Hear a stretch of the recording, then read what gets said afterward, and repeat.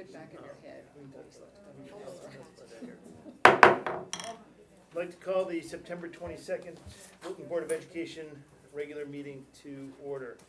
I'd like to recognize a quorum. Has everybody had an opportunity to review the agenda? Yes. Questions, comments? I please have a motion to approve. So moved. Second. I'll second. All in favor? Aye. As we do at the beginning and end of every meeting, we have an opportunity for comments from the public. Is there anybody from the public who would like to speak? Please come up, state your name and address.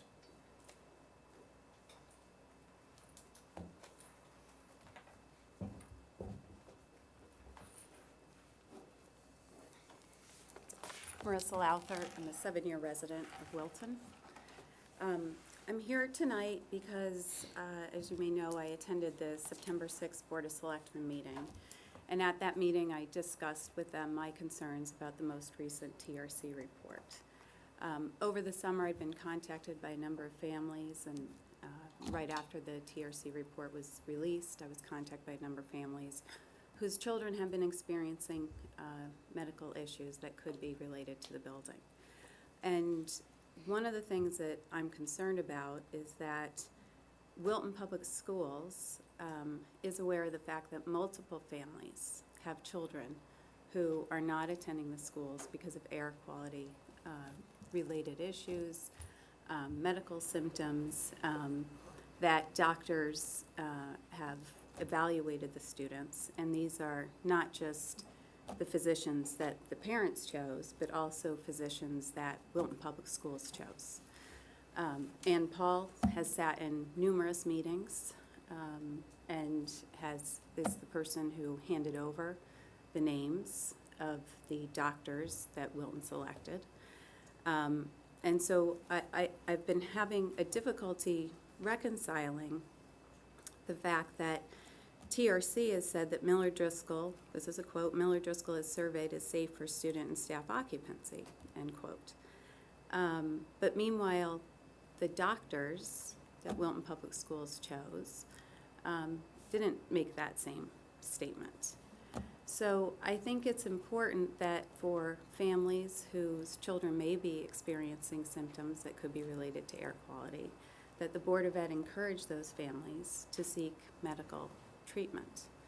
I attended a meeting about Miller Driscoll in early June, and I heard one mother speak up from the audience and state that her child had been experiencing difficulties, and she was at a loss. And I know under Child Find, the school has an obligation to find students who have issues, whether it be environmental sensitivities or mold allergies. But these children deserve FAPE.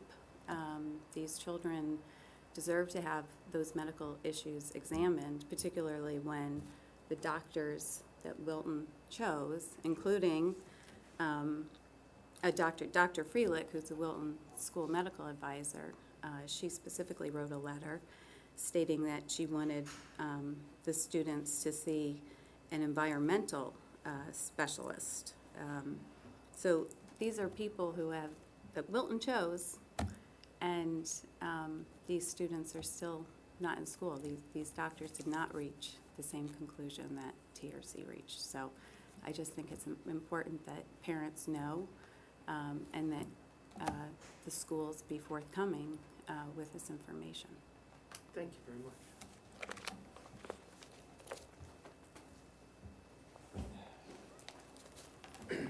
Is there anybody else who'd like to speak?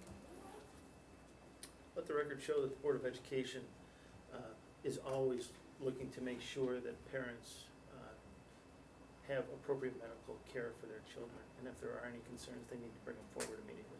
Thank you. With that, we now move on to the minutes. Has everybody had the consent agenda, excuse me, has everybody had a chance to look at the consent agenda? Yes. Yes. Questions, comments? Yep. Seeing none, motion approved. I move. Second? Second. All in favor? Aye. Aye. Any opposed? Seeing none. Board Chair's report. So much has happened since our last board meeting. I've been debating ways to cover it all and give it all the proper attention it deserves. The reality is, I can't do any of it the justice it deserves in the short time that I have here.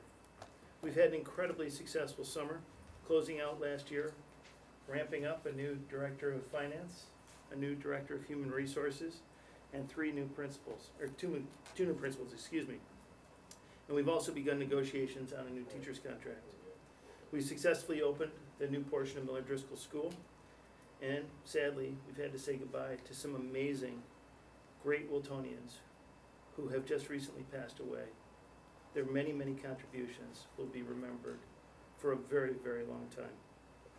We've been blessed with some wonderful rankings for Wilton in Connecticut and also within the United States, which reflect the amazing work our teachers, staff, and students are doing.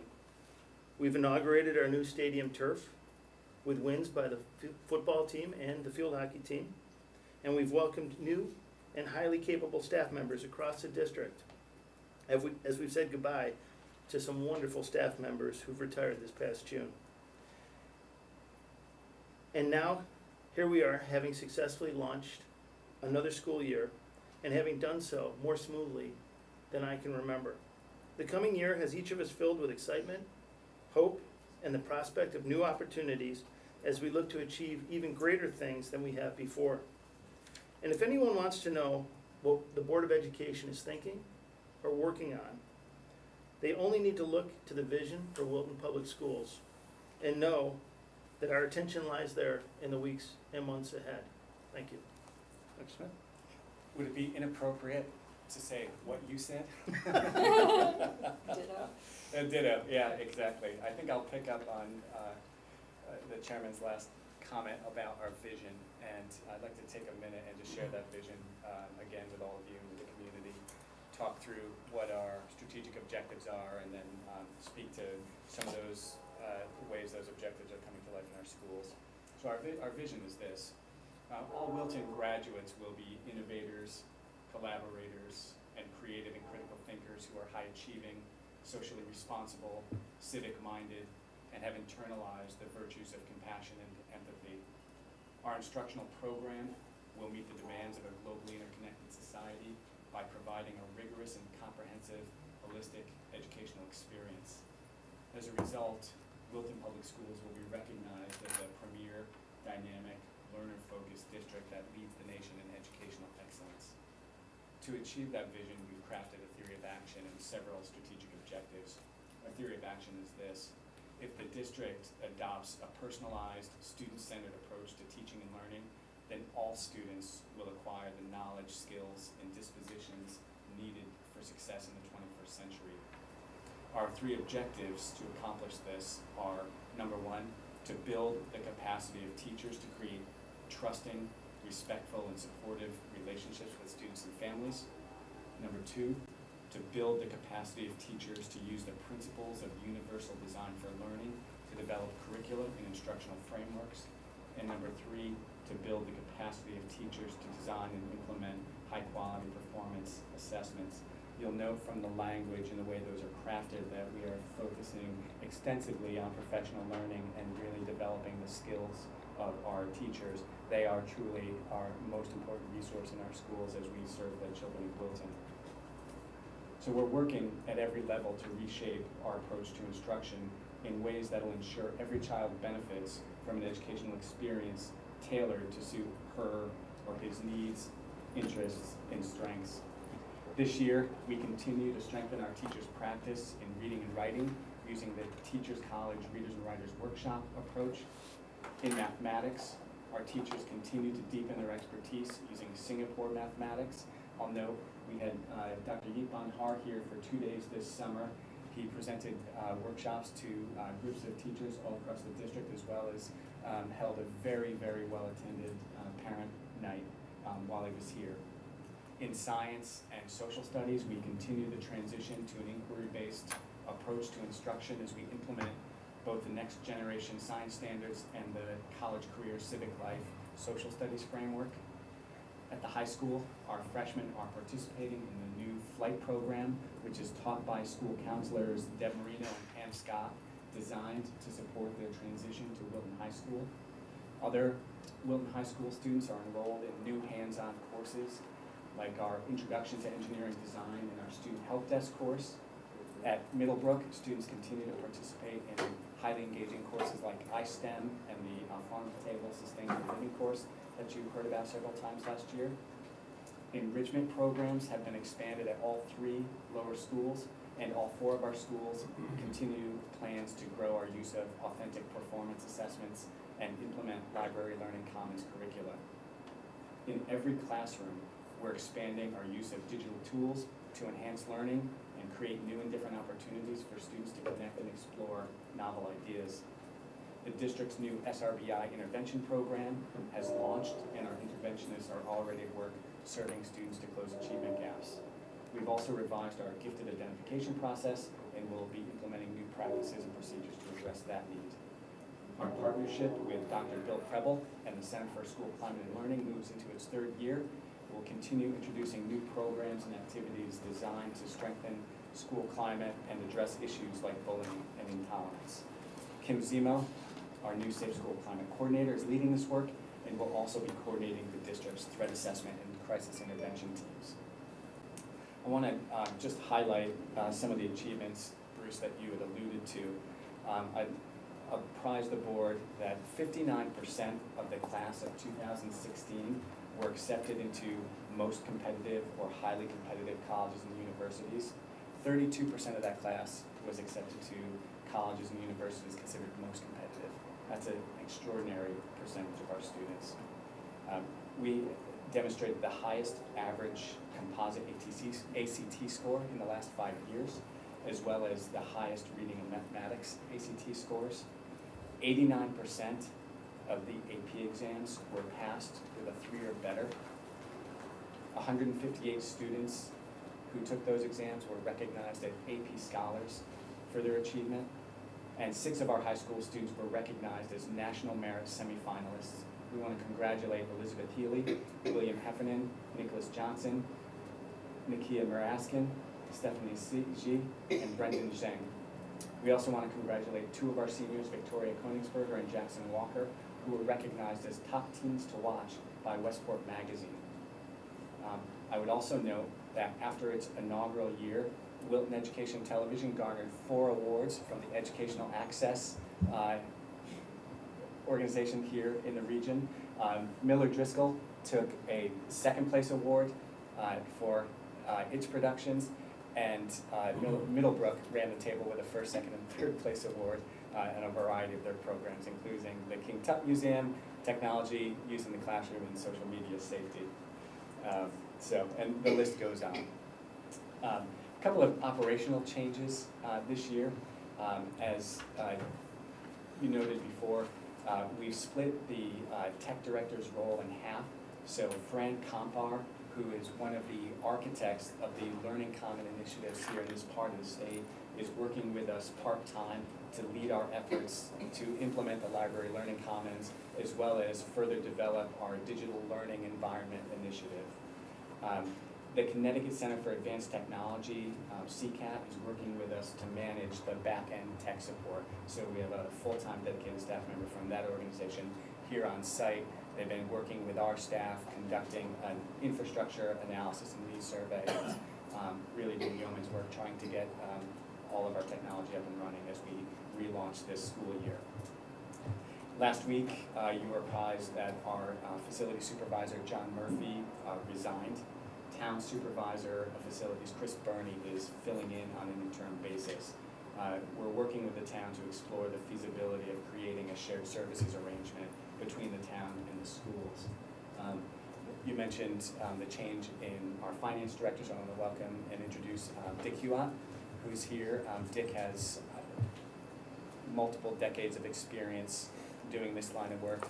Dick is with us on a 1-year interim contract because we're also working with the town to explore the feasibility of combining financial operations.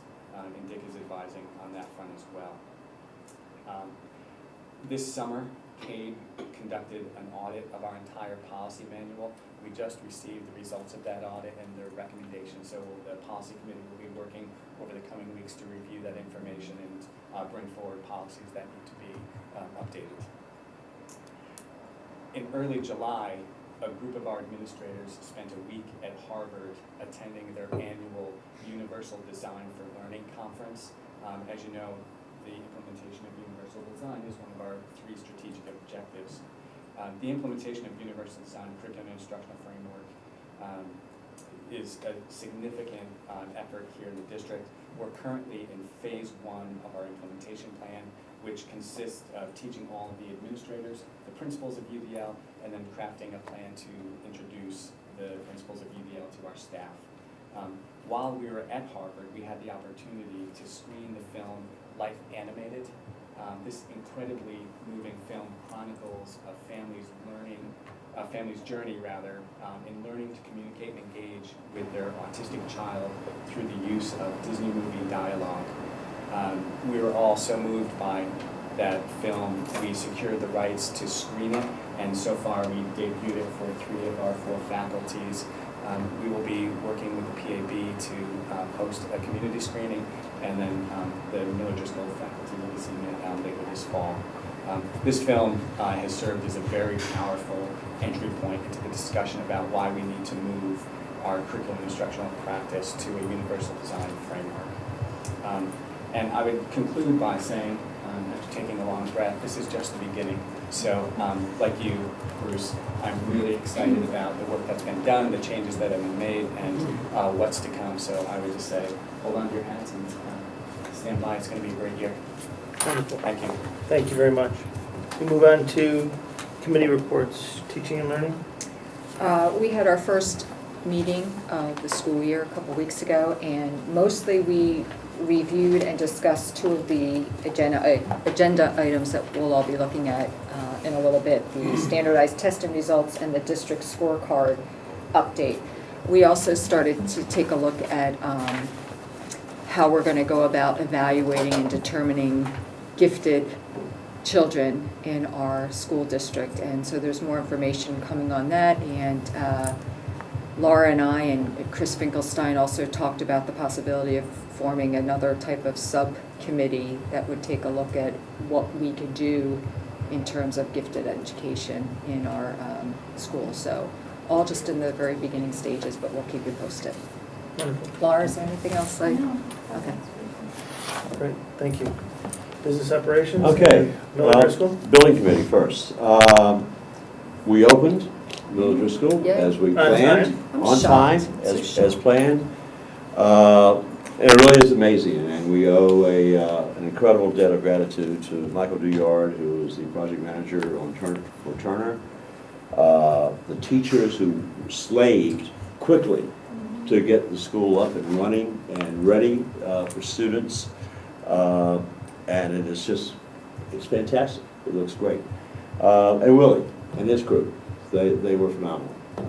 So to all of them, we owe a great debt of gratitude. Turner, our crew, our staff, our teachers, etc. And it opened about as smoothly as we could possibly have hoped, I think. Correct? Absolutely. Okay, good. There's a punch list a mile long of things that need to be done, and that's to be expected in any project of the scope and magnitude. Our next objective is to finish the new edition end of October, early November, and we are on track to do that as planned. So far, things are very, very good. We're looking positive, and then with the end result being finished and complete for September of next year, 17. Now, we talked in the building committee meeting. We met last on the 15th, so last Thursday, a week ago today, about having some kind of an opening or a walkthrough for the public, and the consensus there was by everyone that we should wait until we have a grand reopening. Everything's complete, everything's done. There's still a significant amount of site work that's underway. And although we're anxious for everybody to see what the renovation looks like, the feeling was that it would be better to wait until we're all done. I think so. And I think that was the consensus of the committee. We talked about it. So I think that's where we're headed, which will be September, late summer, September of 17. So it's not that far away. It'll be here before we know it. Okay. So from the building committee perspective, we're there, we are on budget, well under budget, as has been reported before, and. Can you say a little bit more about that? It looks as though with the state reimbursement coming back to us, and obviously, the less that we spend, we came in under what we originally thought we were going to spend, the less we spend means our state reimbursement is going to be slightly less. But we are looking at somewhere, at this point, between $35 to $37 million net after state reimbursement expense.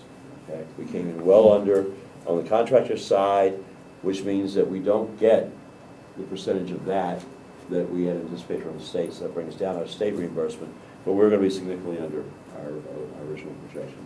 The bond was for $50 million, and we'll be well under that. My understanding, we also accomplished some work this summer that wasn't originally in the game plan for this summer. Yes, there was not to enable us to get done what we needed to do this summer and to get open on time. We were able to do some things. Turner has been phenomenal. I mean, they juggled, managed their schedule, managed their contractors. If any of you had a chance to go through or visit the site at any point during the summer, at any point in time, we had 250 contractors there working on any given day. It's just amazing what's done. Unfortunately, for the public, when they walk through, they're not going to be able to see what so much of the work was done because it's all up in the ceiling. Everything's hidden now. The ceiling's closed. But if you could have gone through there when the ceilings were open and you looked up and you said, oh my gosh, everything above the ceiling is new. HVAC, electrical, sprinkler system, you name it. It's just phenomenal. What they Throughout do. the whole building? Well, Or just throughout the new the part? portion that we've Right. done, and it will all happen throughout the whole building when all is Right. said and done. So, our next building committee meeting is October 13th and at 5 o'clock in the library upstairs. Anyone is welcome to attend, to observe, so we welcome anybody who wants to come and see what we're about. So the building committee's done a wonderful job of making the site available to the media Yeah. on a regular basis so that the community can stay abreast through their reporting. Do you intend to do that? We'll going continue, forward? absolutely, we'll continue to do that. I think Patty Temple, who manages the communications for the building committee, did a great job with her Q&A listing of the building, what the parents were going to find, anticipating, trying to answer all the parents' questions. So if you go to the Miller Driscoll Building website, you'll find Patty's Q&A there. And we had just very, very few. I think Chris told me he had one call from a parent or one question from a parent that was answered like that. And that was it for the opening. So Patty did a great job getting that together, anticipating what the questions might be and drafting the right responses that dealt with questions or issues that the parents might have. So, yeah. Great. And that will continue. The press has been great in giving us the right coverage, and for the reason, and we make it accessible so that they can get out and get that communication out to the community, so everybody will know what's going on and what we're about. So the next big step is end of October, early November, when the new addition will be complete. We'll make a transition with the students, probably anticipate, I guess over the Thanksgiving holiday or Thanksgiving break would be the planned move time to get this out. And then we'll go on to the next phase of the remodeling schedule. Business Ops met last Thursday with two members of the Board of Finance, Lynn Vanderslice, the first selectman, and the chief CFO for the town were present, along with Kevin, Dick, myself, and Chris. At the outset, the primary objective and primary intent of that committee's work was to engage and to invite in the Board of Finance representatives so that we could work hand in hand with them in our budget development for this coming year and avoid and get buy-in and get understanding. And we've been trying to do that, and we felt that we were making progress. There was a hiccup along the way as Ken left and Dick came on board. But they were part and parcel of what we felt was a good process in getting that done, and which we were trying to do. This past Tuesday, the Board of Finance came forward with their decision, their guidance for the coming year, which in my view sort of negates what we were trying to accomplish. They took the first step.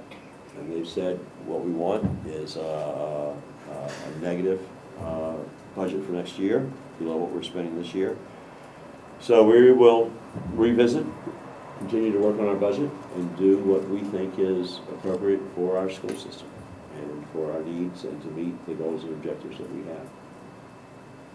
I can't say much more than that. Okay. Thank you. I spoke with Chris Straub, who couldn't be here. There was an article in the New York Times this past week about potential underfunding of municipal pensions. And I asked him if he felt, based on his work with our pensions, whether or not we were underfunded in the same way. And he went through a lengthy financial dissertation, which culminated in, no, we're fine. So if people have further questions, they can aim them to the board, and we'll get them to Chris Straub and get them answered. But I think things are fine there. From a communications and policies perspective, people will see that we've got a number of policies coming up for review and approval over the coming months. So more work to be seen there. Kudos to Dr. Smith for his news from the schools.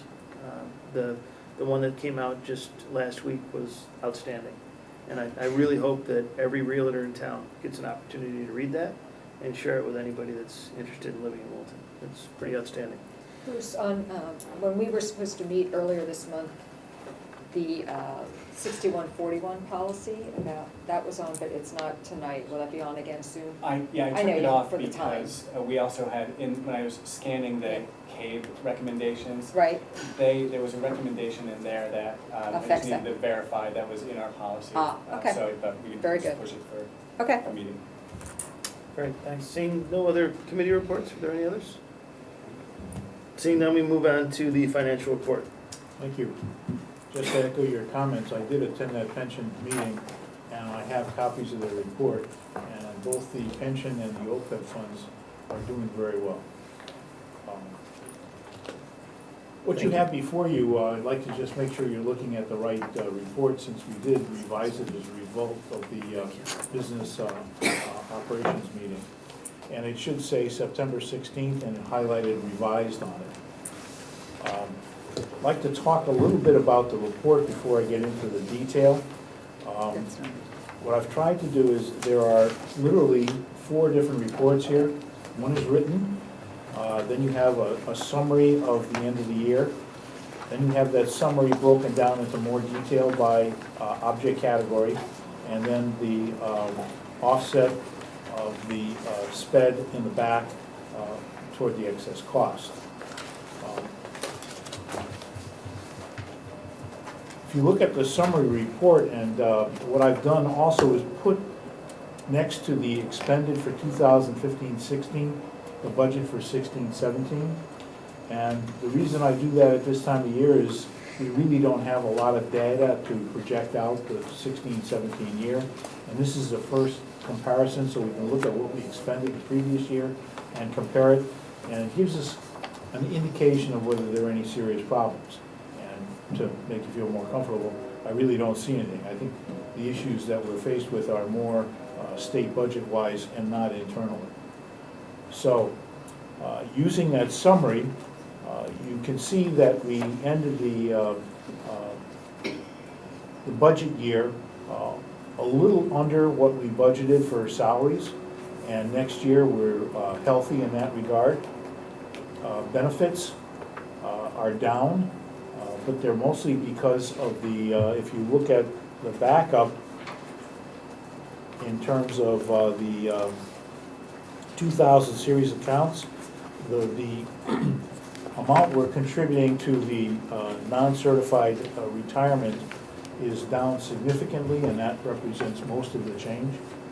And that's a result of what we were just talking about, the pension, how well the pension is doing, and the fact that we are shifting from a defined benefit program to a defined contribution program.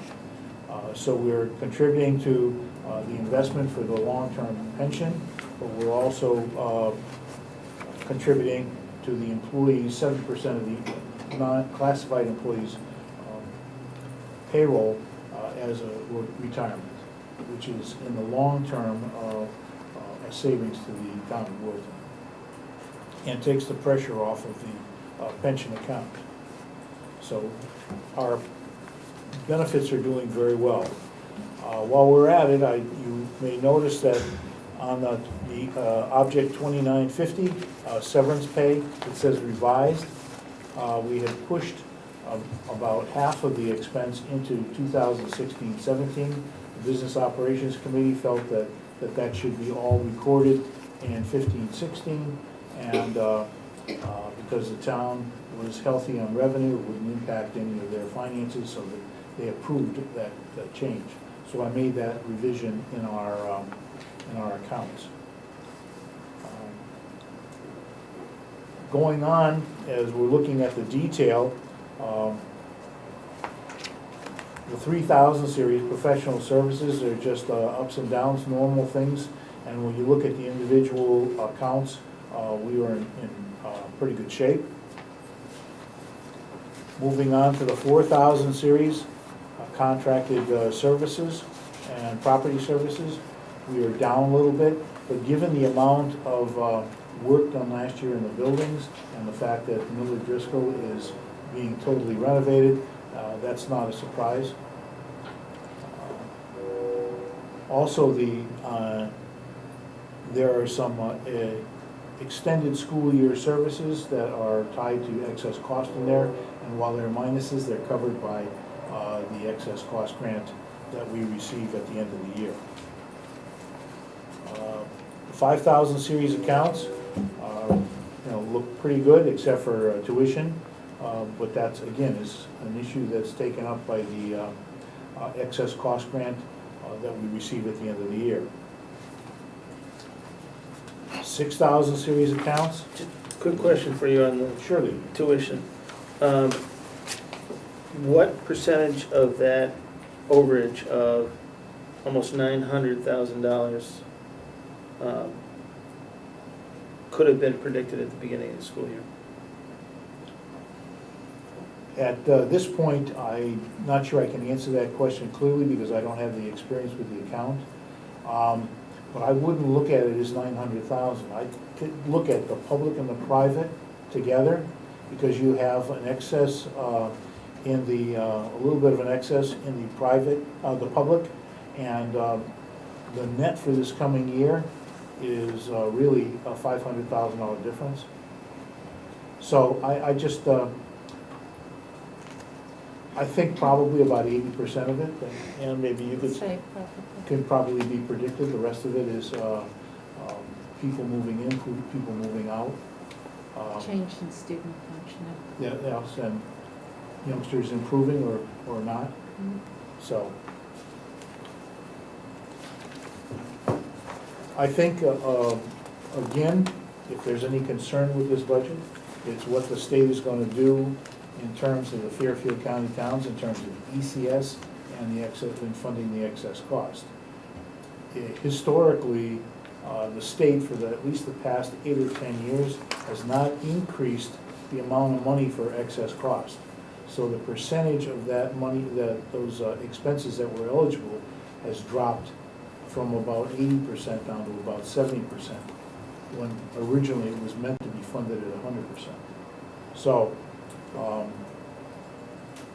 we received, the town of Wilton received $1.2 million, when it probably should have received somewhere around 1.6 if it was fully funded, which would make our lives a lot easier, but we're going in the other direction, so I think we can expect problems in the future.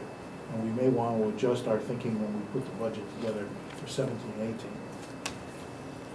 But you can see the accounts in the 6000 series are in good shape.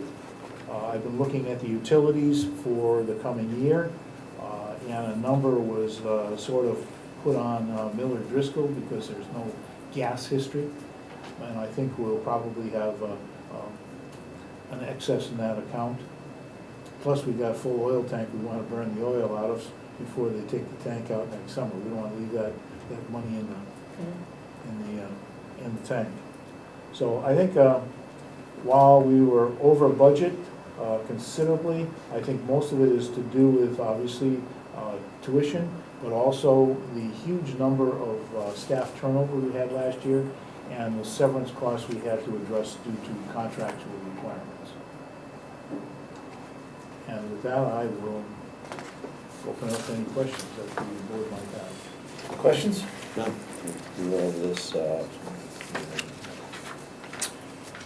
Lori, Laura? Thank you. thanks, sir. We now move on to review and discuss standardized testing results.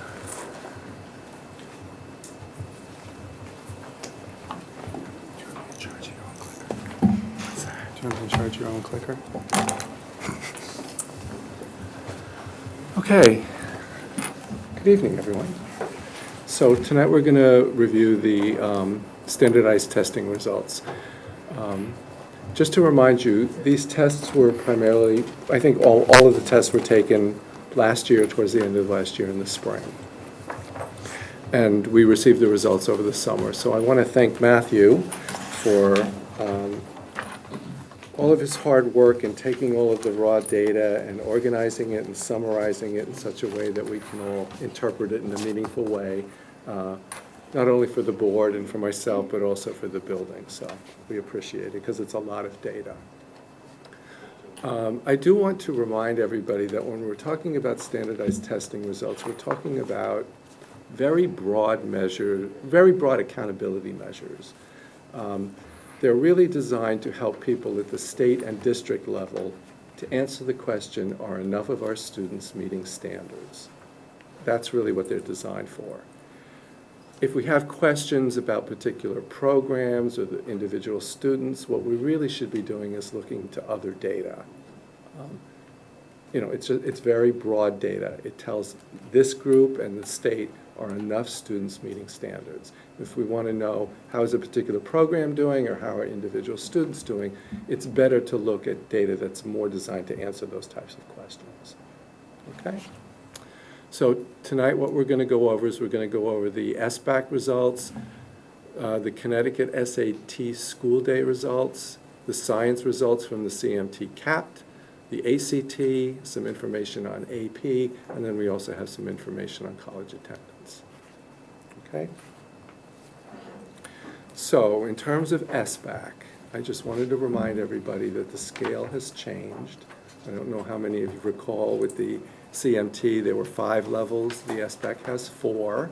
And those 4 levels correspond to whether students have either exceeded, met, nearly met, or have not met the Common Core standards. And in the following slides, the percentages that you see reflect how many students are at levels 3 and 4. Okay. So these are the SBAC results for 2016 for grades 3 to 8, and it includes a DERG comparison. Wilton is in the right-hand column.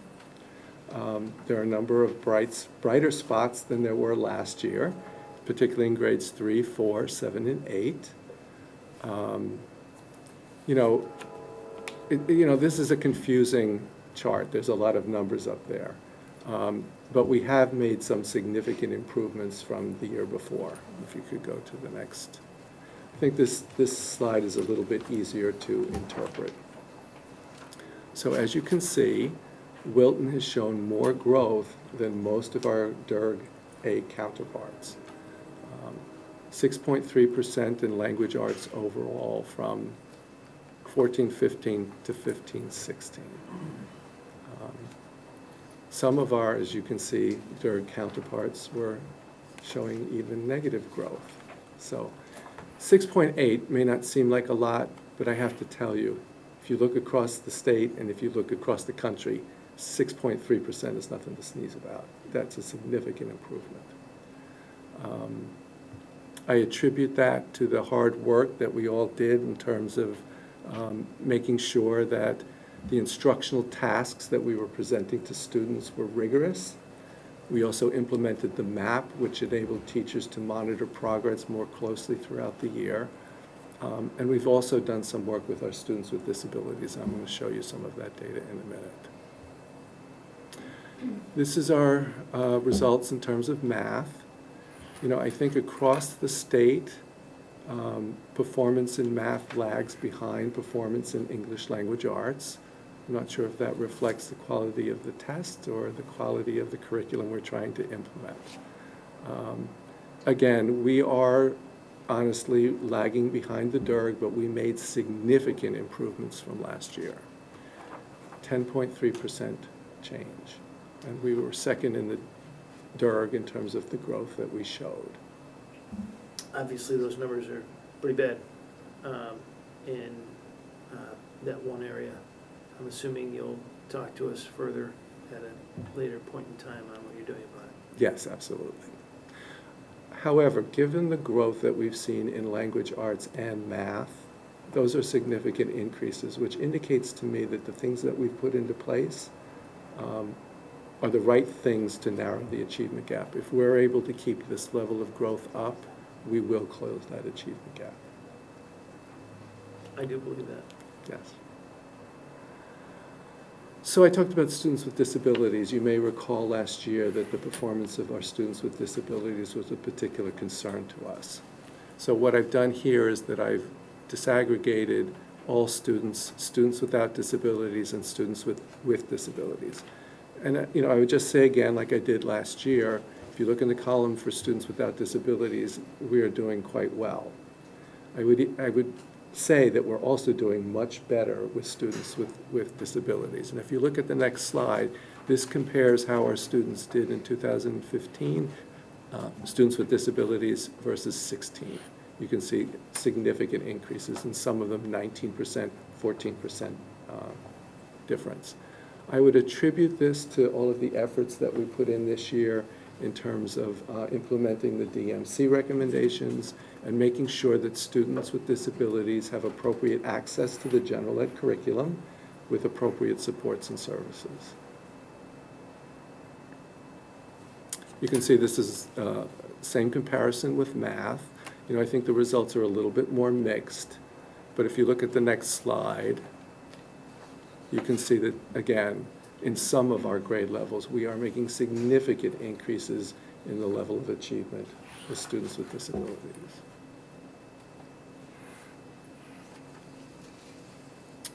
So that's the SBAC. Now here's science, CMT capped. I think you'll notice that in most of our grade levels, we are maintaining or even increasing the number of students who either meet or exceed standards in science. This is the DIRG comparison, and again, we are comparing quite favorably to the DIRG, particularly in grades 8 and in grades 10. One of the things I wanted to talk to you about, just to preview the coming years, we are about to embark on a transition to new standards in science. Kevin mentioned this, the NGSS, the Next Generation Science Standards. The test that will assess those standards will not be implemented until around 2019. But we will be making the transition starting this year. We have a curriculum review scheduled. We are already making the instructional shifts. But in the next couple of years, we will be shifting content around, deleting some content, adding new content. But the CMTs and the CAPT, which still continue to measure the old standards, will continue to be administered until 2019. So I'm just previewing for you that it's quite likely that our performance on science will begin to dip over the next few years on the CMT, because that will be testing something that is different from what we're teaching. However, I do anticipate, because we're doing this in a very thoughtful way, that come 2019, our scores should look pretty good. That won't be something that just Wilton, a challenge for Wilton. It'll be a challenge for all school districts, and it's something that we talk about among assistant superintendents. Should we continue to focus on what we're going to be tested on, or do we need to make the shift so that we're ready for 2019? And I strongly believe we need to make the shift so that we're ready. Okay? The Connecticut SAT School Day. You may recall that the year before, 11th graders took the SBAC. Last year, Connecticut made the decision not to use the SBAC in 11th grade and to instead use the newly revised SAT test as their summative assessment. That new test, which was implemented last spring, was redesigned to be aligned to the Common Core. And I'm very pleased to say that our students did perform very well compared to the DERG.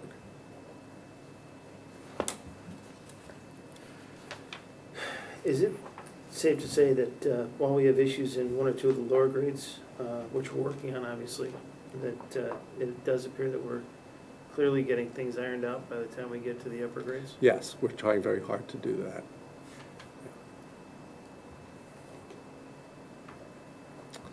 Okay, ACT. Kevin kind of took the wind out of my sails on this a little bit. Sorry. That's okay. So we tested the same number of students in 2016 that we did in 2015, and yet we had our highest scores in the past 5 years in mathematics, reading, and our composite scores. So we are ironing out the difficulties. Our students also continue to either meet or exceed the college readiness benchmarks for these types of college courses. I'm sorry, can you go back to that slide? Sure. Can you So see? we're still doing well in English, but obviously science and math, we need to do some more work. Yes. But I would just point out the vast majority of our students are still college ready. And that includes both regular and special education Yes. students? Thank you. Sure. All right, so in terms of AP, 350 test takers took 775 tests, and 89% of them scored a 3 or better, which I think speaks to the fact that a significant number of our students are doing quite well in rigorous coursework. And I would point out that that trend continues.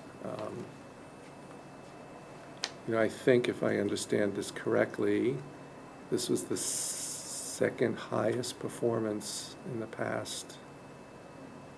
Yeah, 9 last year years. was the Yeah. watershed mark. I think we had slightly fewer kids in Yes. 2016 taking more tests. Right. In terms of AP scholars, we had 158 this year, and actually the AP scholars can be divided, can be broken down into different types of AP scholars. It's a little confusing. I couldn't quite figure a way of graphing it for you to see, but I'm going to share the information with you anyway. So we have, sorry, I have to put my glasses on. So we had 43 AP scholars. Those are students who received scores of 3 or higher on 3 or more AP exams. We had 34 students who were AP scholars with honor, and those are students who have at least a 3.5 on all AP exams taken and scores of 3 or higher on 4 or more of these exams.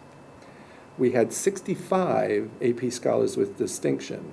Those are students who scored at least a 3.5 on all AP exams taken and scores of 3 or higher on 5 or more of these exams.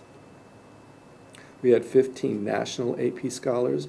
Those are students in the United States who received an average score of at least a 4 on all AP exams taken and scores of 4 or higher on 8 or more of these exams. And we had 1 AP International Diploma. Those are students who score 3 or higher on 5 or more total AP exams, as well as 2 AP exams from 2 different world language and culture courses. So, very nice, very nice. And again, Kevin already spoke about this. We had greater than 50% of our students are attending highly competitive or most competitive. And that, again, is the, I believe, second highest number in the past 10 years. So, I would say overall, aggregating across all these results, our students are doing quite well compared to the state and national averages, and they're doing quite well in their college acceptance And I do believe, I would just add, that the work we did this past year has had a significant improvement on our SBAC scores. Questions, comments? Yeah, don't go away. Oh, Put it back up. Go back. Yeah, I looked through this earlier, and it struck me across the board, 5th grade. Yes. So let me talk a minute about 5th grade. Yeah, I mean, because it stands out in just about every area that you look at here. So- 3rd grade seems to be fine, 4th grade, and all of a sudden, I'm just, what happens in 5th grade? Okay, so let me kind of dig a little deeper Okay. into the Yeah, 'cause data. and going back, and I certainly respect your opening comment that, you know, this is a broad picture, you need Yes. to dig. But I think we need to dig. I mean, we are the lowest in the Durgans, the lowest of any grade in English language. Math, I think, if I'm not mistaken, also is significantly lower than 3, 4, 6, 7, and 8. I mean, it jumps out at you. Yeah, so let me kind of tell you what my analysis of what that has. Okay, good. So sometimes what we do is we compare across cohorts. So we look at the 5th graders from last year versus the 5th graders from this year. We can also look at a particular cohort of students. So when you look at those 5th graders when they were in 4th grade, in language arts, only 66% of the kids were considered to have mastered the 4th grade curriculum. In 5th grade, 74%. So that's an 8-point increase. Now, I must caution you, and this gets complicated with psychometric theory and method, you really should not compare performance in 3rd grade to performance in 4th grade, because that assumes that the curriculum is equal in terms of the amount of content and the difficulty of the content that students should master.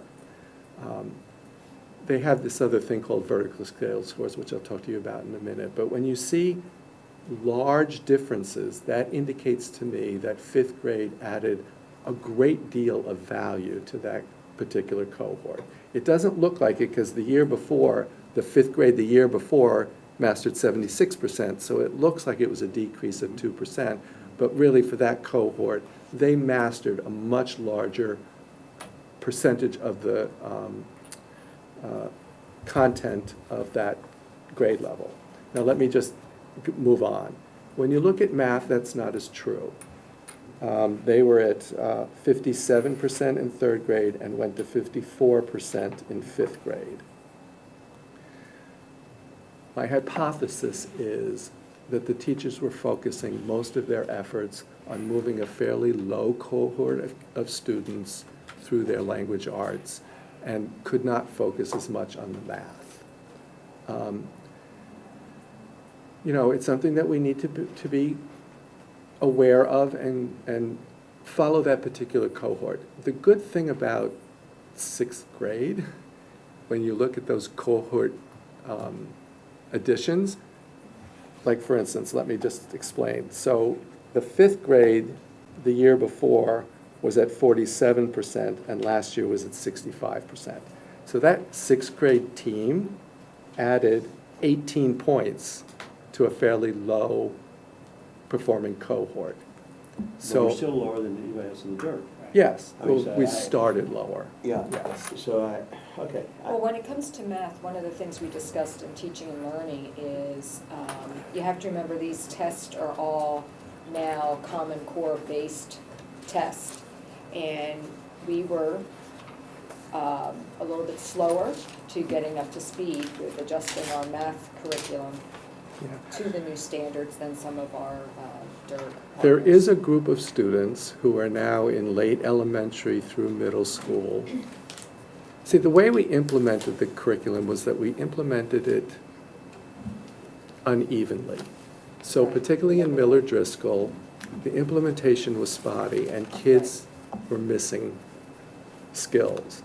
So there is a group where there are skills that they are missing, and we are trying very hard to not only move them along in the current grade level curriculum, but at the same time remediate the areas in which they need. All right, so I guess my question follows then, you know, knowing that, what are we doing with these fifth graders that are now sixth graders? Right. Okay? So, Now, I know at Middlebrook, we have an an interventionist. interventionist in math, and obviously, whoever that person is, they're gonna have their hands full. Mhm. And is it enough? Do we have enough to get these children to the right, up to the level they should be Right. at? I don't know that I would say that we can lay all of that on the interventionist. They're certainly there to help with the students, particularly our neediest students. It- What we need to do is to build the capacity of our general ed teachers to provide targeted instruction for students who are missing foundational skills. That was the beauty of having Bonhar here.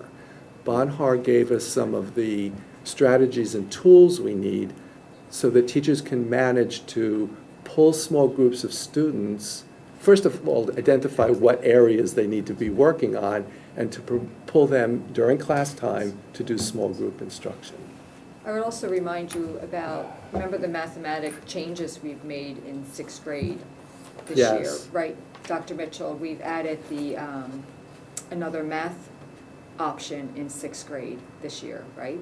For, Sixth grade, that it, for Yes. placement, Right. or from going from fifth grade to sixth grade? sixth grade, there's an additional math option there now, because we were putting them all in the more advanced math, when Right. some of them weren't really, so I think that will help address that particular cohort as well. So because- teachers are not going to have Yeah. quite as much diversity within their classrooms as they did So, before. two quick things, Dr. Smith?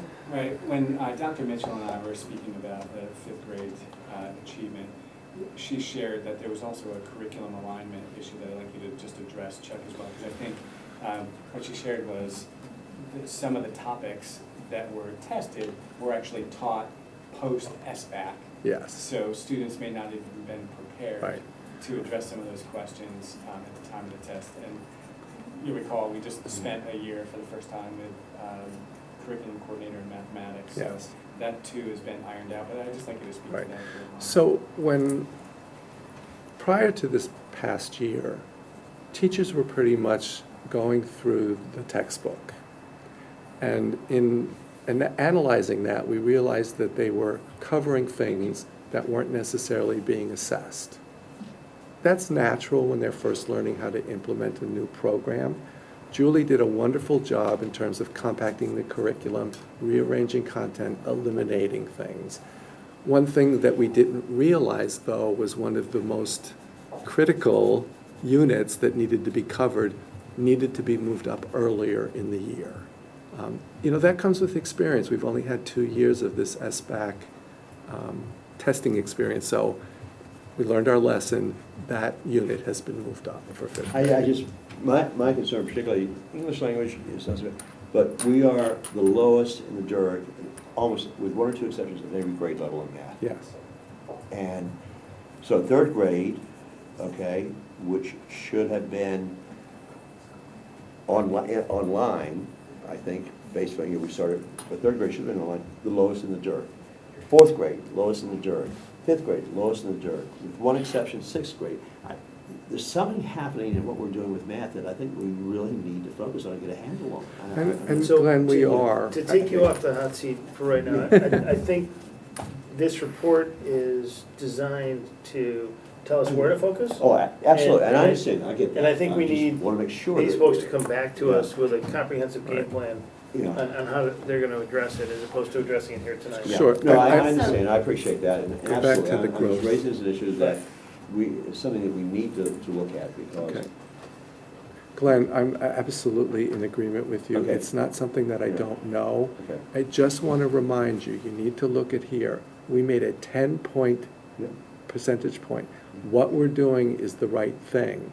It's not something that's going to, learning doesn't, it just doesn't work that way. It takes a while to Yeah. build students up.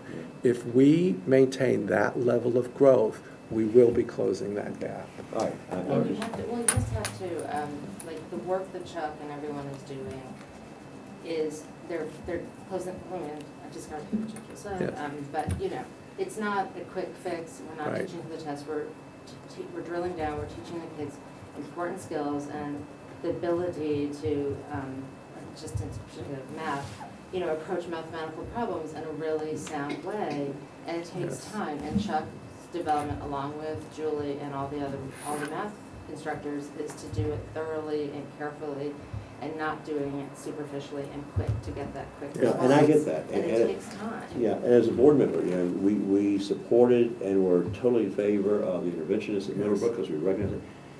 So my comment really is, tell us what you need to get it fixed. Do you need more than what you have? And because I'm, as a board member, willing to say, yes, do it. Okay, whatever it takes, because we really need it. And it doesn't happen overnight. You can't snap your fingers. I wish you could. Right. But So I want to when make sure we. you have the resources, the schools have the resources they need in math. Because it follows on even into the high school. The best investment that we can make for this is to find time for our teachers to meet together, to visit each other's classroom, and receive very high-quality professional learning. Bonhar was, I think, transformational, wouldn't you say? We now need to take what we've learned from Bonhar and implement it, but that needs a lot of support.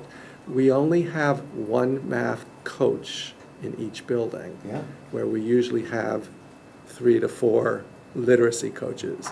So if there's any area that I think we could use some help in. Well, come to us, please, because Okay. obviously math, we need to do something. If you need more math coaches, then, But then if you look at, but Glenn, if you then look ahead to the SAT and SAT scores, you know, we're Well- right where we need to be in math, so, you Yes. know, yeah, it's a I hope these kids building. get there. Hmm? I hope these kids get there, because right now we're Oh, starting. I have faith yeah. these kids will get there. If there's more math coaches, let It's us know. faith, you need faith, I have Glenn. faith. No. Let me touch you, okay, I'll heal you. No. Okay, now, move on. Okay, could you Hey, put it the just scorecard up, raises please? questions and and it is an indicator that, please, let us know. I will, I absolutely will. I appreciate the support. Yeah, hey, you know, whatever it takes, is we gotta get it fixed. Yeah. Okay, thank you very much. We now move on to the scorecard. Yes, so this is kind of simple. So what we've done is we've taken the scorecard and we've updated it. Meetings weren't fun. Hey, yeah. This is my favorite day of the year. We've Chuck's updated, report card there. yes. Let's know about this. We have updated the scorecard with the scores that we just reviewed. I want to call to your attention a couple of changes, and this is going to sound a little complicated.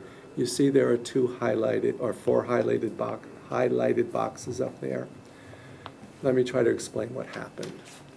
So in 14-15, the English Language Arts SBAC included a component known as a performance test. In 15-16, they eliminated that portion of the test to decrease the amount of time students were being tested. In order to compare 14-15 to 15-16, we needed to recalculate the scores so that we could make comparisons, because one test had a performance task and the other didn't. So those highlighted numbers are a change from what you saw last year. The changes were minimal, they were like a point or 2, right? But I wanted to alert you in case you noticed that there was a difference. If you scroll down,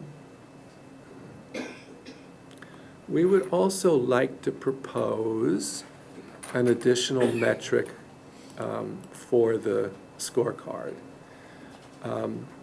We are now able to get data on persistence rates in college. What we put up here is just the persistence for year 1. Yes. Help me to understand what other data is available. So this comes from the National Clearinghouse, and so they provide schools, particularly our College Resource Center, with data on how well our students are doing after they graduate. So we can get data on how many freshmen continue on to become sophomores, how many sophomores continue on to become juniors, how many students graduate after 4 years, and how many students graduate after 6 years. This is just a trend that really shows, typically they like to think of the impact of the high school years as how well they go from their freshman year to sophomore year, that they've got enough stamina in their learning and enough flexibility in their learning and habits of mind to be successful in college. And we are among the highest in the DIRG and among the highest in the state in this measure. Yeah, I think so. We've talked about that before. I mean, how many of our students graduate in 4 years? I think it's an important measure of how well Okay. we're doing. And so, now that we will have this data, I think that's great. So would you like to see 4 years. 4 years, 6 Yeah. years? Okay, so Okay. we'll add that to that. I think that's an important indicator. Have we done our job? Exactly. Did you want to just breeze through the schools then? Yes, so I'm not going to go through this too much. Show Miller Driscoll. So one of the things about the scorecard that we had talked about at the Teaching and Learning Committee was that it was visually a little difficult to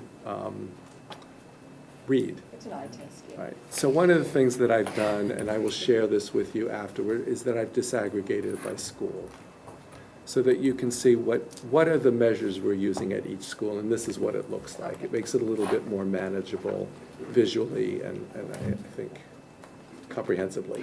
And then you can add one that's post Yes, high school. And then yes, just put all to the that high there. school one. Chuck, can you talk through the board how we're proposing to use this? Yes, that was my next thing. Thank you. So the next steps here are for us to set targets for these metrics. I currently have the buildings working on that, and what I'd like to do is to come back in October with our thoughts on what those targets might be. Give you, we'll get it to you ahead of time, give you some time to think, and then I would really like an approval from the board about what our targets should be. Okay? Once we have those targets set, then the buildings can develop action plans to get to those targets. There is one, I'm not going to call it a cautionary note, but in this demographic data, which I was able to gather a lot of the information, some of the information on special education are things that are not easily accessible. I met with Ann about it briefly, and it's things that we can start tracking now, but we may not have that benchmark yet. So think of this as a living document, and we will continue to update it as we gather that information.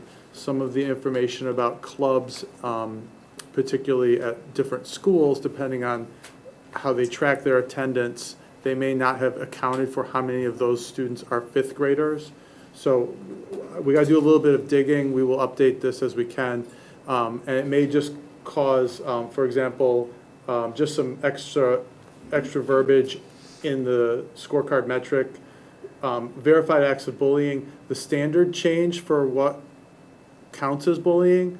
So I just added some language over here. So as I update this and share it with Chuck and the different committees, I just want you to be aware that I may have to change the verbiage here because some data may not be available, or I may be able to propose what data is available to you. I know this was the data you wanted, and we're making our best effort to get that for you, but sometimes it's not as easy to find as we would hope. May I just make one more point, since we're talking about this?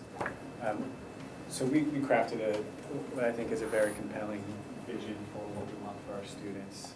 And we are also using this scorecard as a tool to try to measure our progress very concretely in bringing that vision to life. So we've included a number of measures that we're in the process Yes. of sorting out and establishing, so we can track the district's progress toward achieving our vision.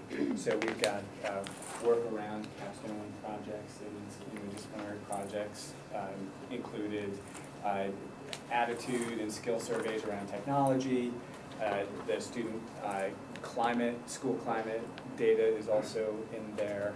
Chuck, anything else that you would highlight? Well, we've talked about something like social emotional learning. That's going to be a hurdle because it's not easy to measure, so. Yeah. And, again, we put these metrics up without always thinking through whether we had told people how to collect the data. So for instance, sports and clubs and everything, they may not have been recording the data the way we wanted to. So we'll be defining for them moving forward, from now on, this is how you record things so that we have the data. So how accurate would you say the data that's here is? I mean, is it live enough that we can ask questions about changes? Yeah. Sure.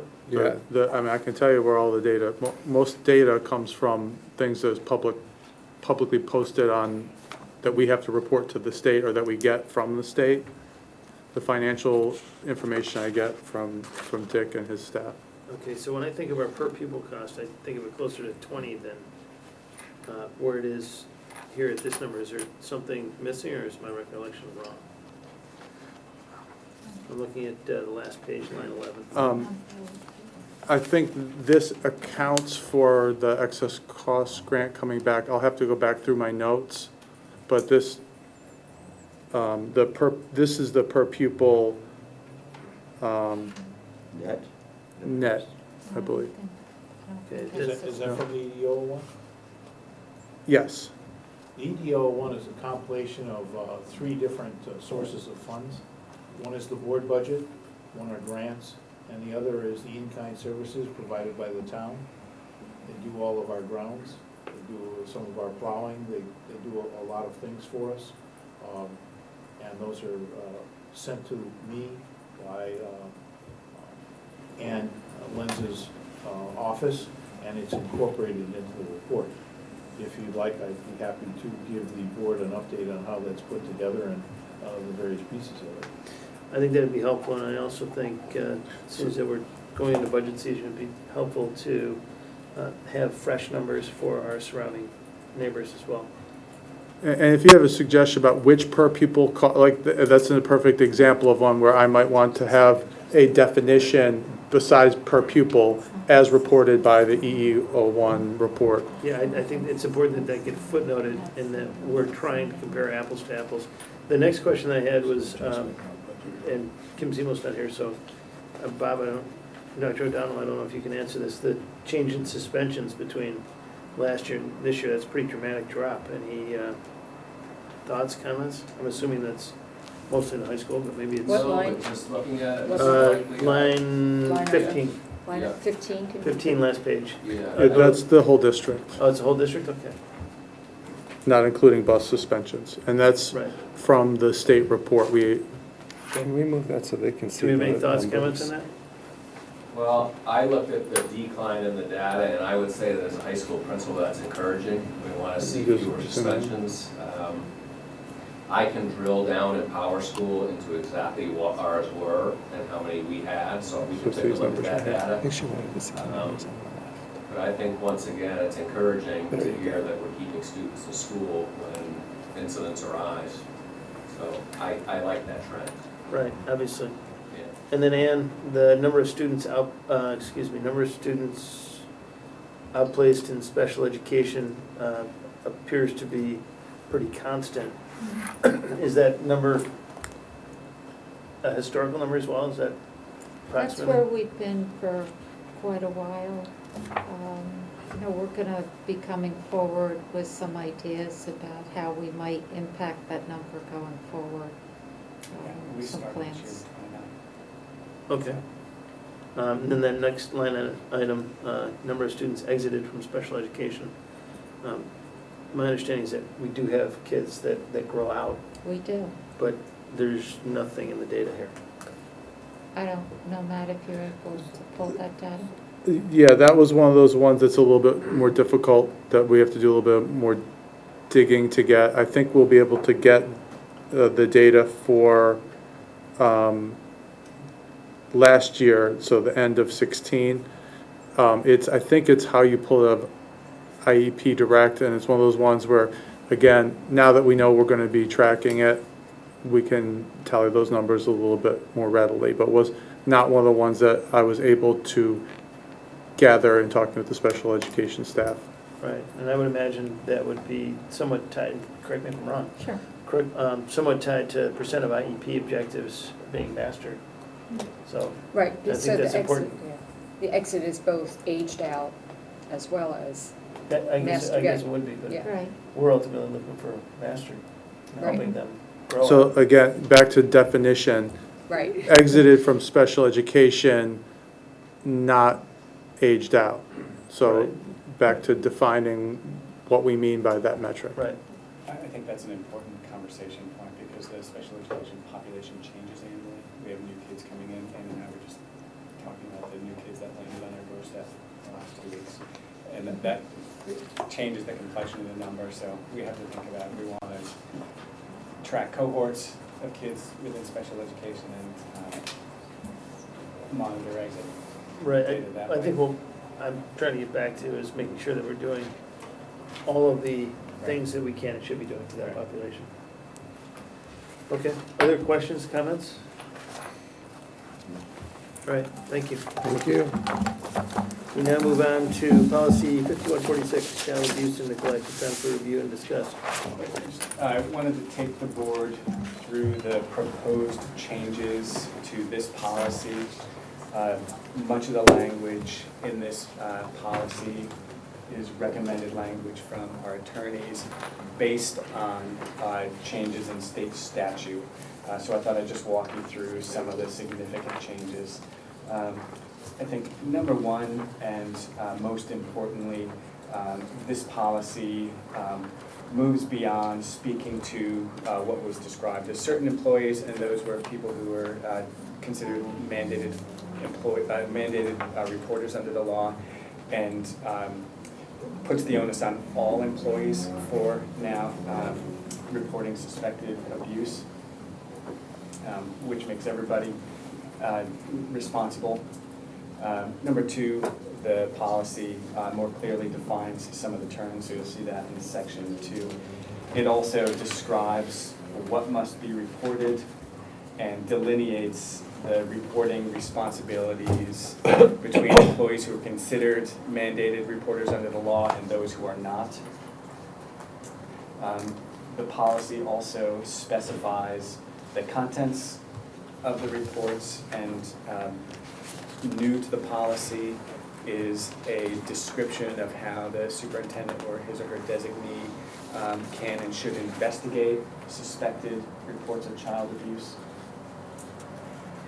New by state statute is the requirement to have a rapid response team that is directed to work with DCF in any suspected abuse investigations. So we have established a rapid response team. Those members are Kim Zemo, Ann Paul, Maria Coleman, Rich Ross, and me.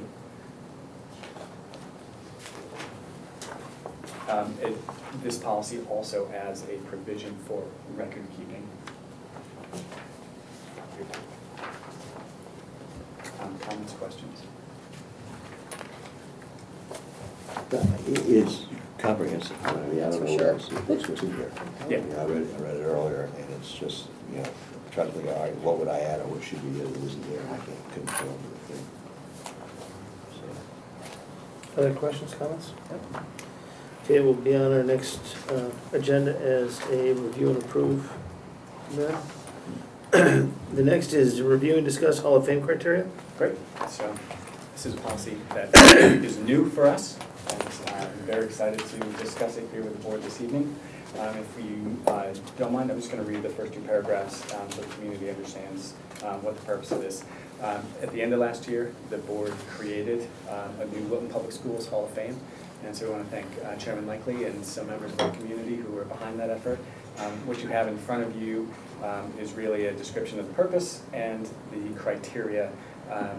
We've also, which is not included here, drafted an application that we will, once approved, put out to the community and start to solicit nominees.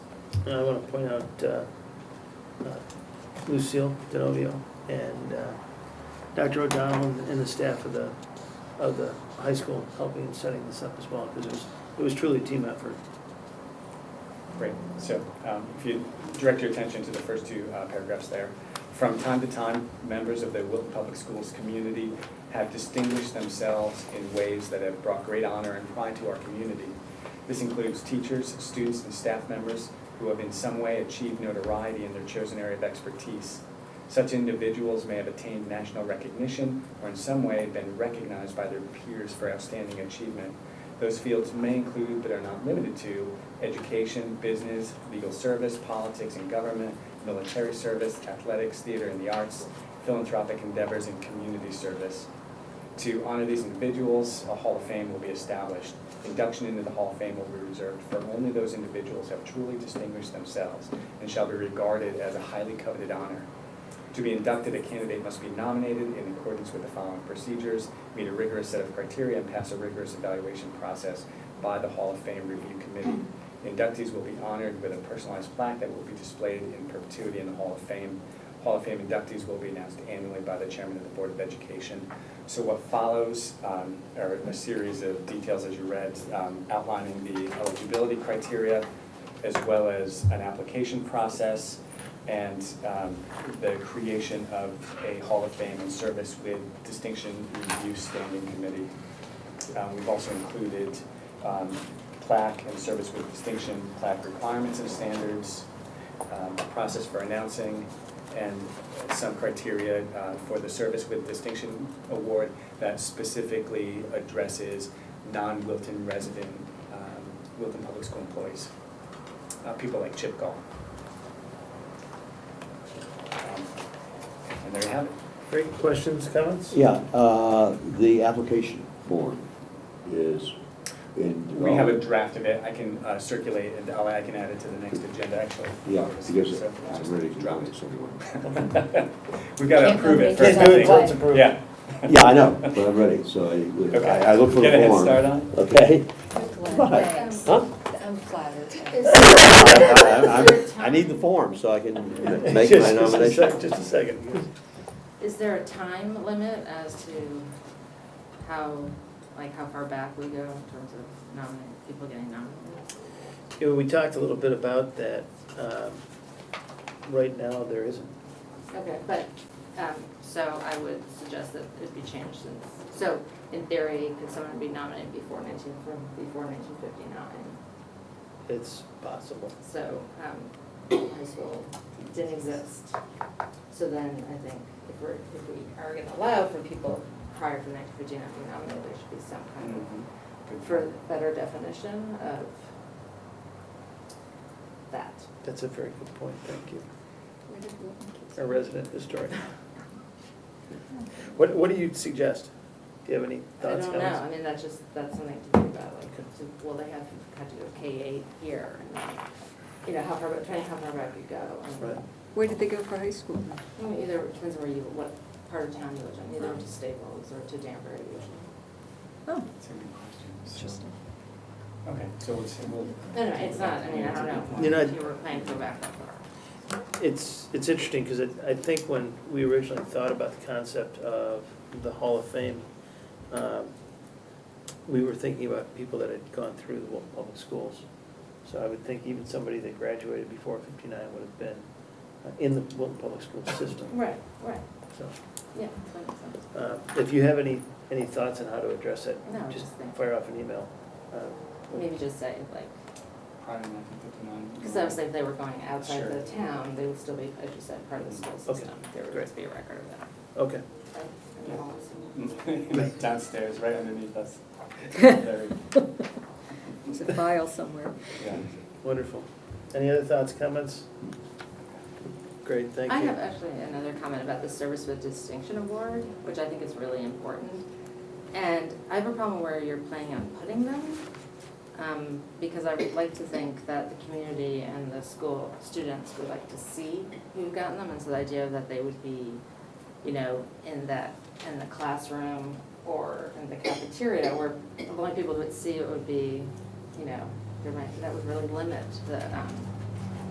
the people who would actually even know it was there. Is there any way that we could have it centralized?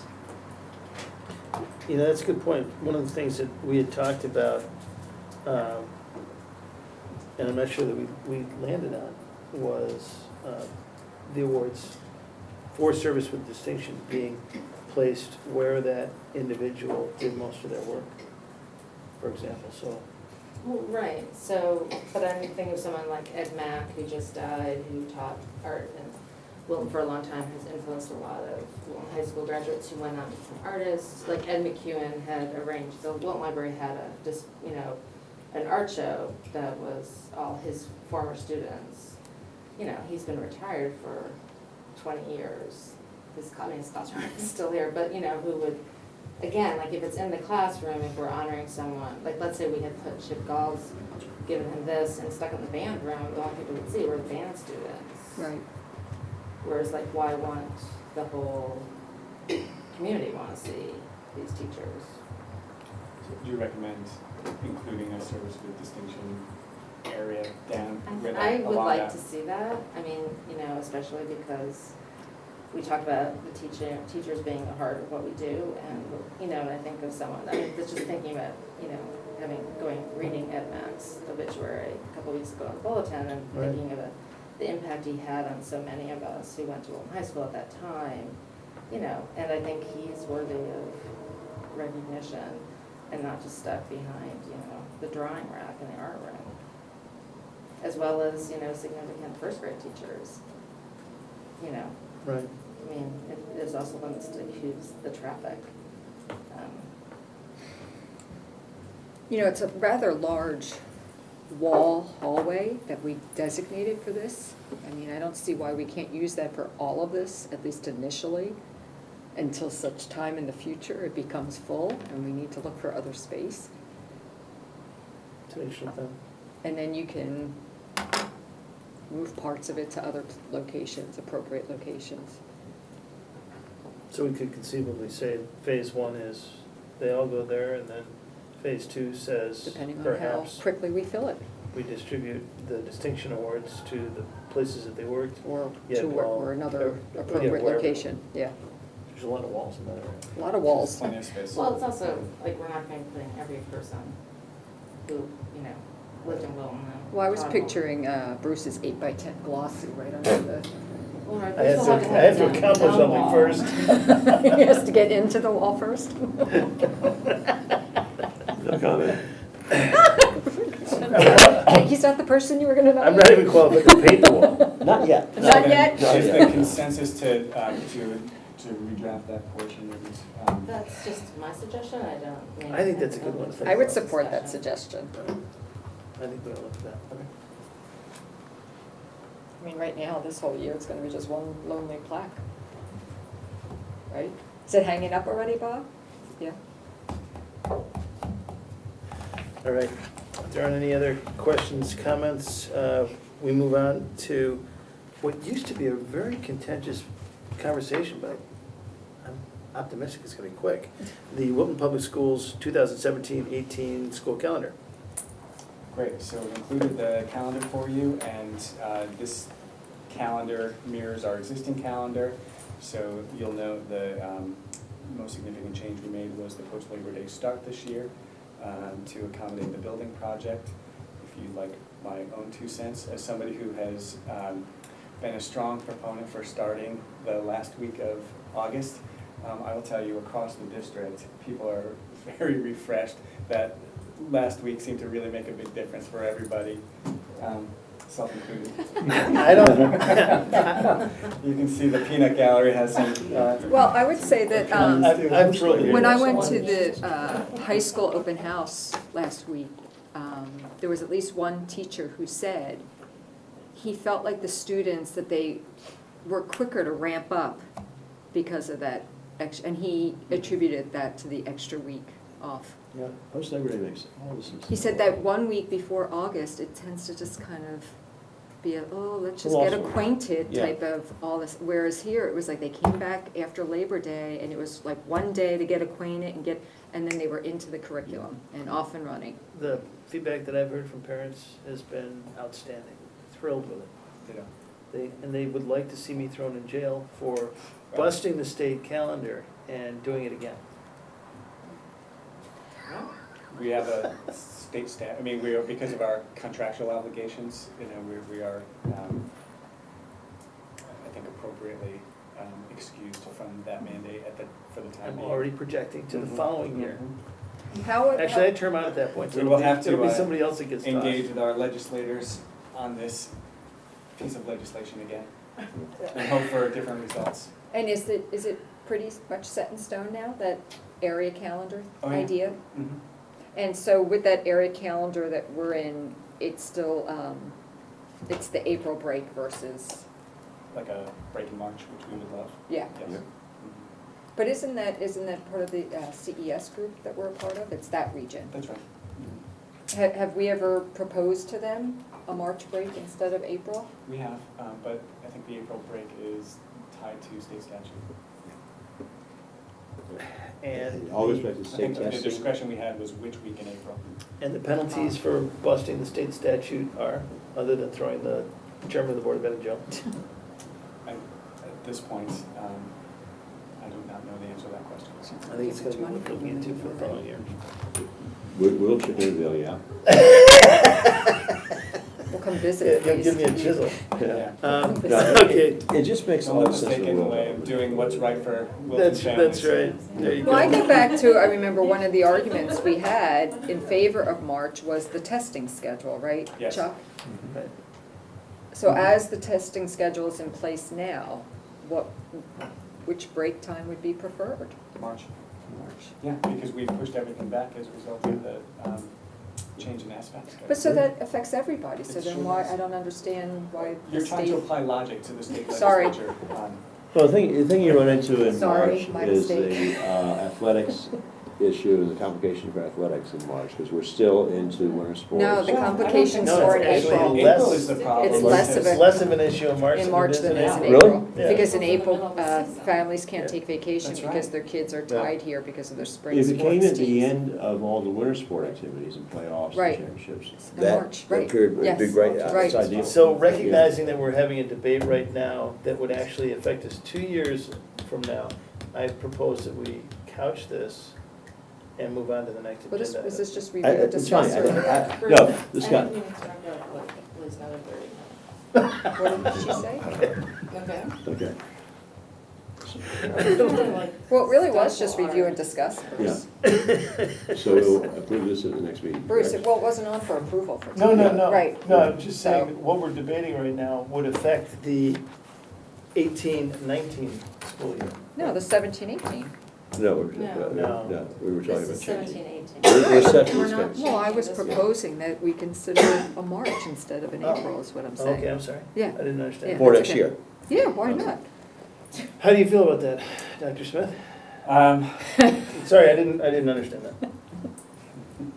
I would ask All in the favor? board to accept the calendar as it's, in its recommended form and pursue changes in 1819. We published this calendar in advance as a courtesy to families as they're making their plans. And I'd also, as we did already this past legislative cycle, take another run at the legislature to get this changed. Okey dokey. Okay, any other questions, comments? We now move on to action items. We have one, discuss and approve the healthy food certification. This is, we're asking you to disapprove it. And it's not Disapprove. because our program is, provides less than healthy food, because we have an excellent program. And you may be seeing the promotion of the farm to table, farm to chef work that Chartwell's is doing. This is more focused on controlling the goods that come in for parties and schools and stuff like that, and having to meet certain criteria. And frankly, trying to control that is not very easy. And it is sometimes counterproductive in our relationship with parents. This has been before us previously, and It's an every year Yeah. thing, yeah. any questions, comments on it? Motion to disapprove with gusto. I move. Second, Second. all in favor? Aye. Aye. Thank you. Our next meeting is Thursday, October 13th. As we do at the beginning and end of every board meeting, we have an opportunity for comments from the public. Is there anybody who would like to speak? Seeing none, I'd like to remind everybody that we have Board of Ed email alias open, and, Actually, I wanted to comment for this. okay. Please come up, state your name and address. While she comes up, I just wanted to comment one thing I forgot to talk about in committee reports, and it's attached here is the summary of summer curriculum work. Okay. Quite impressive, Oh, it's and unbelievable. you might want to Aw, thank you. browse Yeah. through that. So congratulations to all of you on that. Awesome, thank you very much. Looking through this, it's unbelievable. Yeah, I think anybody who has the impression that teachers get the summer off it's, need- crazy. needs to sit and go through this. Because, I mean, that is I think a grave misconception among many people. You only work 9 months out of the year. And all they have to do is look at at this work, and it's like, wow. That's a good point. Can we get that up on the website? Sure. Okay, thank you. Yes, what would you like to speak to us about? Thank you. Name and address, please. Oh, Sarah Curtis on Cannon Road. Thank you. I actually, just a couple of comments, little background. Sitting home Tuesday night, turned on the Board of Finance meeting thinking that I would get away from agita and national politics. Welcome to Wilton. I've been here a long time. And thought, it's the beginning, it's the new year, you know, everything's bright and shining, school year is starting, we're just into a new fiscal year. What could possibly come up on the first Board of Finance meeting, you know, having to do with education? I got distracted. I was about 5 or 10 minutes into listening to the Board of Finance meeting, and I thought, darn, this is a rerun of last year. Maybe they're not streaming live, you know, on Tuesday night. And then I realized it really was streaming live on Tuesday night. And I was so discouraged to hear. It was kind of like going through the, whatever it was, Groundhog Day movie, where, you know, you wake up every day and you get to relive the same nightmare again. And I think what really I was hearing, and what I'm hoping to do, because last year was, I think, so unfortunate. It was so contentious. The process of budgeting, and as we look forward, we're in that process now. You know, as we look forward, it was so damaging, you know, to the town, to the citizens. I think it was damaging to the children, you know, as well, and a lot of parents have commented. But hearing some of the things last night, I actually got up, I went down to the meeting because I wanted to comment. I couldn't believe what I was hearing. By the time I got home, I spent the rest of the evening looking at emails that were sent to me, responding to phone calls today, from other residents who, the majority of which have children in the school system. Many do not, but the majority have children in the school system. And they're concerned. They're concerned that we're just going to relive the same mistakes that we didn't learn from last year and the year before and the year before. And the people who contacted me, these are people who voted for the budget strongly, against, both against too high, too low, and people who thought that, like the Three Bears, this is just right, you know, life is fine. And the concern centered around not money. It's not the dollars. It's not people saying we need to spend more, we need to spend less, you know. It's the comments that I received were about the process and the very, very deep concern that we are still lacking at least a 3, if not a 5-year strategic plan. This was an absolute requirement, no doubt about it, of 2015, 2016, 2017, and this still has not happened. And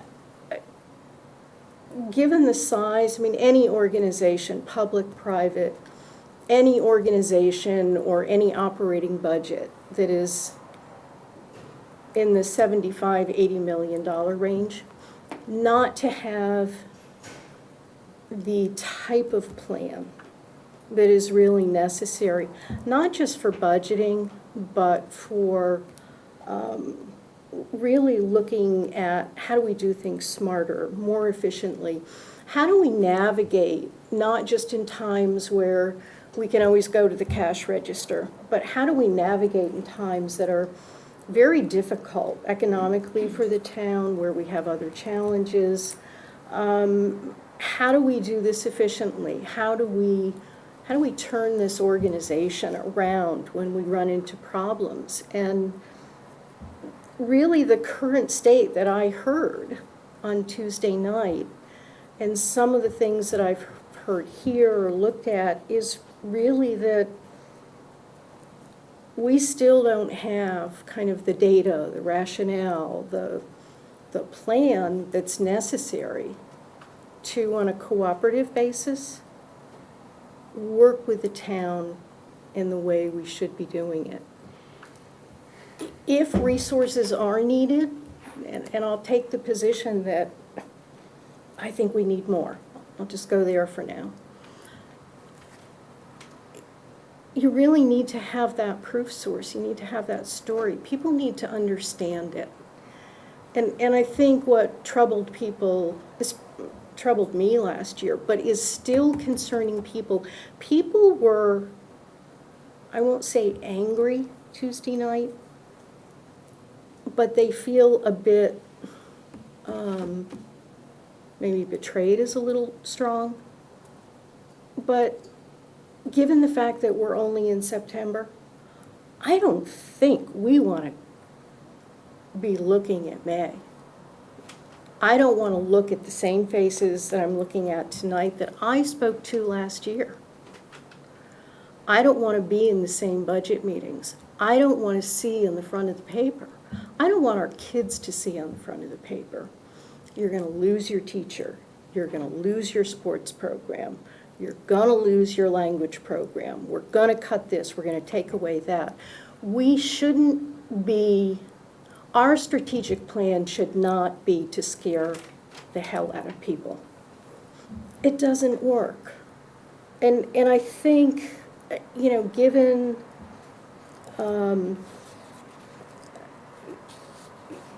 given how we view our school system, we talk about it as the most important thing in the town, the jewel of the community, you know, the crown of the community, the children are our assets. When we talk of something like that, and yet we don't have the type of strategic plan that any organization would, to me that is just, it's shocking. And I just, you know, Tuesday night, I couldn't believe what I was hearing. And I was thinking, and then I read something about a sports team in the paper, and it made me think, we wouldn't accept from our football coach year after year after year if he or she came in with the same playbook. We wouldn't accept from our soccer coach if they came in and said, you know what, we're just going to run the same plays we did last year, and when we get to the championships in May, we're just going to hope like hell that, you know, we can kick a goal. So I am really imploring this group, because there are a lot of people out there that are looking, that are sitting, that are waiting, who are your supporters, but are very, very concerned with what they're hearing. And it sounds like the Board of Finance is still not getting quite what they need. I don't think they're your enemy, but it seems that is how we approach talking about the budget. The one word I've heard tonight too many times is it's just complicated. Last year we told the Board of Finance that we didn't know if they had the qualifications to understand the Board of Education budget. Really? This is a group that can work with Board of Finance, Board of Selectmen, with anyone. We have talented, bright, dedicated, caring people in this town who would step forward in a heartbeat and help figure out, where do we get the data, where do we find it, how can we help? But when that effort is made and when there's pushback, like, you're not going to understand it, it's too complicated, it's challenging, there are hiccups, it's fuzzy, it's just meddling in something that you shouldn't be meddling in, that's not going to get us anywhere. And I don't think in the long run it helps our children. It doesn't accomplish the goals that you set up there. It doesn't accomplish the results. It's just negative energy that no one needs. And so I hope you take my comments to heart. I make them respectfully. But I'm not seeing the speedometer move. We're still where we were. There is no strategic plan. So, Thank you very much. thank you. And a compliment to Dr. Smith, if I can. And I know I'm holding you up. I don't have children in the school system now, but having had lunch and dinner with a whole host of teachers, just before school started and even after. And this is wonderful. It's also a little disheartening, but I've had so many teachers say that they are so surprised. They are so happy to see you in the school. They're surprised to see the superintendent of schools of Wilton walk down the hallway. They're surprised to see you say hi. They're surprised that the superintendent is saying hello. They're surprised that you ask questions. And they've made comments that they feel empowered, that they feel that they, for the first time in years, are able to collaborate and to just work through the simplest of process improvements and what have you. So there are wonderful comments with a wonderful start to the new year. I was disheartened to think that that was a surprise and isn't something that wasn't part of the culture of the Wilton school system, that they would feel stifled, that they would feel not empowered, that they did not have the permission to do things that they felt bettered the schools and bettered our children. So, thank you. Thank We you. have some fans out there. Thank you very much. You're welcome. With that, I look for a motion to adjourn. So moved. Second? Second. All in favor? Aye. Okay. One down.